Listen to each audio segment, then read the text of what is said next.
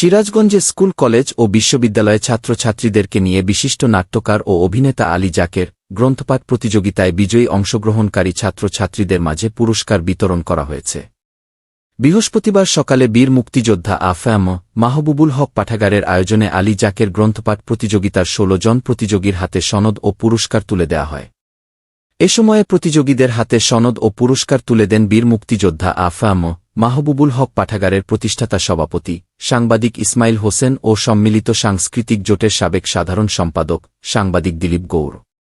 এ সময় পাঠাগার থেকে স্কুল, কলেজ ও বিশ্ববিদ্যালয় গ্রুপে অংশগ্রহণকারী ১৬ জন ও তাদের অভিভাবকগণ উপস্থিত ছিলেন। প্রতিযোগিতায় সারা দেশের মধ্যে প্রতিভা রানী দাস ও রেজওয়ানা পারভিন দোলা দেশসেরা গ্রুপে স্থান লাভ করেন। অন্যরা মানসম্পন্ন পাঠ প্রতিক্রিয়া লেখক হিসেবে নির্বাচিত হন। মুক্তিযুদ্ধ জাদুঘর আয়োজিত স্কুল, কলেজ ও বিশ্ববিদ্যালয় গ্রুপের এই প্রতিযোগিতায় দেশের ৫০টি পাঠাগার থেকে প্রায় ৫৪৮ জন প্রতিযোগী অংশগ্রহণ করেন। প্রতিযোগিতায় মাহবুবুল হক পাঠাগারের ১৬ জন প্রতিযোগী অংশগ্রহণ করেন। Habib Wahid, smart news for you.